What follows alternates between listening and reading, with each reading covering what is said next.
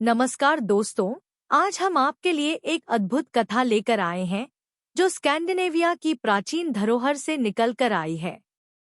उत्तरी यूरोप के बर्फ से ढके विशाल पहाड़ों और गहरे जंगलों के बीच एक समय की बात है जब देवता थोर अपने शक्तिशाली हथौड़े की तलाश में निकल पड़े। प्राचीन नॉर्स कहानियों की दुनिया में आपका स्वागत है, जहां साहस और जादू की कहानियां आपको मंत्रमुग्ध कर देंगी। आइए शुरू करें। थोर को उसका हथौड़ा कैसे मिला। भाग एक। Story wave surfers Norse mythology series the gods of Asgard के अगले एल्बम में आपका स्वागत है। पिछले एल्बम में हमने दुनिया के निर्माण के बारे में सुना, देवताओं की भूमि असगार्ड और ओडिन के बारे में जो उन पर शासन करते थे, उन सभी बुद्धिमान भगवान के बारे में जानकारी प्राप्त की। इस एल्बम में हम थोर और उसके हथौड़े माजोलनीर, देवी इदुन और उसके अमरता के सुनहरे सेब और गॉडफ्रे के बारे में सुनेंगे, जिन्हें एक दानव से प्यार हो गया। तो अब और इंतजार किए बिना चलिए हमारी कहानी का अगला भाग सुनते हैं। क्या आपने कभी सोचा है कि सप्ताह के दिनों को उनके नाम कैसे मिले? रविवार का नाम सूर्य के नाम पर क्यों रखा गया और क्यों सोमवार का नाम चंद्रमा के नाम पर रखा गया? गुरुवार, जिसे थर्सडे के नाम से भी जाना जाता है, का नाम नॉर्स देवता थॉर के नाम पर रखा गया। थॉर ओडिन के पुत्र थे। वह एक बहुत शक्तिशाली भगवान थे जिनकी जिम्मेदारी असगार्ड और मिडगार्ड दोनों की रक्षा करना था, और उन्होंने अपने हथौड़े की मदद से ऐसा किया। ये कहानी हमें बताती है कि थॉर को पहली बार अपना हथौड़ा कैसे मिला। इस कहानी में एक और भगवान है जिसे लोके कहा जाता है, लेकिन वे एक शरारती नटखट भगवान हैं जो हमेशा मुसीबत में पड़ते हैं या दूसरों के लिए परेशानी का कारण बनते हैं। थॉर, जो गड़गड़ाहट और बिजली के देवता भी थे, बिल स्किनर नामक एक खूबसूरत महल में थ्रुडवांग या बिजली से घिरी दुनिया में रहते थे। एक दिन थॉर की पत्नी सिर्फ महल के आंगन में ही सो रही थी। थॉर की पत्नी के सुंदर लंबे बाल थे जो उसके कंधों के चारों ओर सुनहरी लहरों के समान लगते थे। सिर्फ के सुंदर बाल तेज धूप में सोने के समान चमक रहे थे। ये दृश्य बहुत ही सुंदर लग रहा था। शरारत के देवता लोके एक दिन बगीचे से गुजर रहे थे। तब उन्हें सिर्फ और उसके चमकदार बाल दिखाई दिए। अब लोके, जो किसी भी सुंदर वस्तु को खराब करने में आनंद लेते थे, उन्होंने सिर्फ के सुंदर बालों को नुकसान पहुंचाने का फैसला लिया।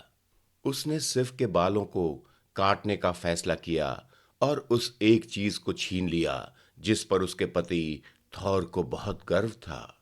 जब सिर्फ गहरी नींद में सो रही थी, तब लोके चोर की तरह चुपचाप गया और बहुत सावधानी से सिर्फ के सुनहरे बालों को काट दिया और अपने द्वारा की गई शरारत के सारे सबूतों को बड़ी ही सफाई से मिटा दिया, ताकि उसके कुकर्म का कोई सबूत पीछे न छूटे। सिर्फ थोड़ी देर बाद उठी और अपने कटे हुए बालों को देखकर चौंक गई और बहुत दुखी हो गई कि अब उसके सुंदर बाल नहीं रहे। वह वहां से भाग गई और महल के एक कमरे में जाकर छिप गई, क्योंकि उसे थॉर के गुस्से का डर था। जब उसने अपने सुंदर बालों को कटा हुआ देखा, जिसकी वजह से थॉर बहुत प्रसन्न होता था, उसे समझ नहीं आ रहा था कि उसके सुंदर बाल किसने काटे हैं और क्यों। जब थॉर वापस आए तो वह यह देखकर हैरान रह गए कि सिर्फ उनके घर की दहलीज पर इंतजार नहीं कर रही थी। थॉर सिर्फ की एक झलक को देखने के आदी हो गए थे, जहां सिर्फ की आंखों की एक कोमल नजर थॉर को अपने पूरे दिन के सभी कष्ट और सामना की गई सारी परेशानियों को भूल जाने में मदद करती थी। सिर्फ को घर की दहलीज पर ना पाकर थॉर बहुत डर गए कि उनके घर से दूर जाने पर सिर्फ के साथ कहीं कोई अनहोनी ना हो गई हो। थॉर अपने विशाल महल में उनको खोजने लगे। काफी देर पूरे महल में खोजने के बाद उन्होंने उसे एक खंभे के पीछे छुपा हुआ पाया, जहां सिर्फ अपने सिर को दोनों हाथों के बीच पकड़े हुए फूट फूट कर रो रही थी। रोते रोते सिफ ने अपने पति थॉर को अपने साथ हुई दुर्घटना को विस्तार से बता दिया। ये सुनकर थॉर बहुत क्रोधित हुए। उनकी आंखें गुस्से से लाल हो गई और उनके क्रोध के प्रभाव से महल की दीवारें कांपने लगीं। मुझे पता है ये किसने किया होगा। ये निश्चित रूप से दुष्ट लोके ने ही किया होगा और उसे इसके लिए भुगतान करना होगा। थॉर गुस्से में अपने गड़गड़ाहट कदमों के साथ असगार्ड के लिए निकल गए, जहां उन्होंने लोके को पाया। जब थॉर ने उसे पकड़ा तो वह इतना भयभीत हो गया कि लोके ने न केवल अपना अपराध कबूल कर लिया, बल्कि थॉर से वादा भी किया कि वह सिफ के बालों को उसके पूर्व गौरव के साथ वापस करेगा। लोके ने कहा, मैं सिफ के लिए सुनहरे बालों का एक सुंदर मुकुट बनाने के लिए बौनों को लाऊंगा, जो पहले से भी बेहतर दिखाई देगा। थॉर का भी इरादा लोके को दंडित करने की तुलना में सिफ के बालों को वापस करने और उसे खुश करने का अधिक था, और इसलिए उसने उसे जाने दिया, यह वादा करने के बाद कि उसे बिना देर किए नए बाल जल्द ही मिल जाएंगे। कल्पित बौने यानी कि एल्स, जिन्हें इवाल्ड के बेटे कहा जाता था, वे गहरे भूमि के नीचे पाताल में रहते थे, जहां उनकी स्मिथी थी, यानी कि लोहार खाना या वह जगह जहां विभिन्न धातुओं से तरह तरह की चीजें बनती थी। इस स्मिथी में उन्होंने सोने और पीतल के अद्भुत काम किए थे।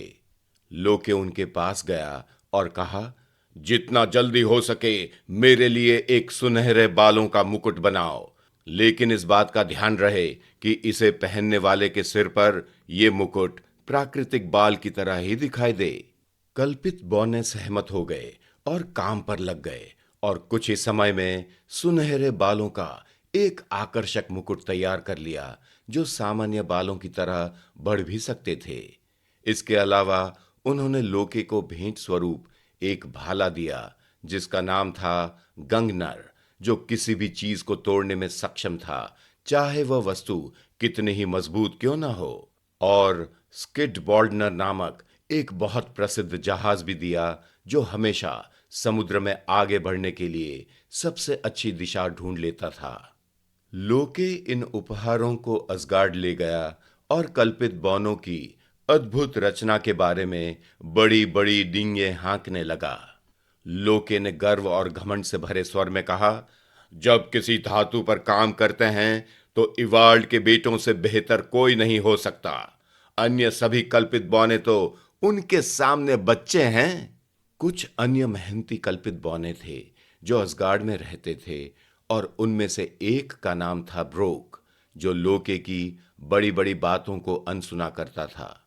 लोके के दावों को सुनने में उसकी कोई रुचि नहीं थी। उसे ये पसंद नहीं था कि इवाल्ड के बेटों के काम की ही प्रशंसा की जा रही है, जबकि उसके अपने भाई सिंद्रे एक बहुत अच्छा शिल्पकार था और उसे दुनिया में सबसे अच्छा माना जाता था। ब्रोक ने लोके से कहा, मेरा भाई सिंद्रे एक कुशल शिल्पकार है और वह सोने, चांदी और लोहे से अद्भुत चीजें बना सकता है। पूरी दुनिया में किसी भी अन्य व्यक्ति की तुलना में वह अधिक बेहतर बना सकता है, लेकिन उसके बारे में आप कोई चर्चा नहीं कर रहे हैं। लोके ने मजाकिया लहजे में पूछा, कौन है ये सिंद्रे? उसे कहो कि जो उपहार मैं लाया हूं उससे बेहतर उपहार बनाकर दिखाए, और बदले में वह मेरा सिर ले सकता है। लोके इतना आश्वस्त था कि इवाल्डी के कल्पित बौने द्वारा दिए गए उपहारों से बेहतर उपहार कोई नहीं दे सकता था, और इसलिए उसने ब्रोक को पूरे विश्वास से चुनौती दी थी। लेकिन ब्रोक को अपने भाई की क्षमताओं पर उतना ही भरोसा था, और इसलिए चुनौती को स्वीकार करते हुए वह अपने लोहार खाने की ओर चल पड़ा, जहां उसका भाई सिंद्रे मौजूद था। ये हमें एपिसोड 1 के अंत में लाता है, यह देखने के लिए कि ब्रोक का भाई सिंद्रे लोके द्वारा लाए गए उपहारों की तुलना में बेहतर उपहार बना सकता है या नहीं। यह देखने के लिए एपिसोड 2 में शामिल हों और जानें कि क्या थॉर का शक्तिशाली हथौड़ा मजोलनीर उनमें से एक है।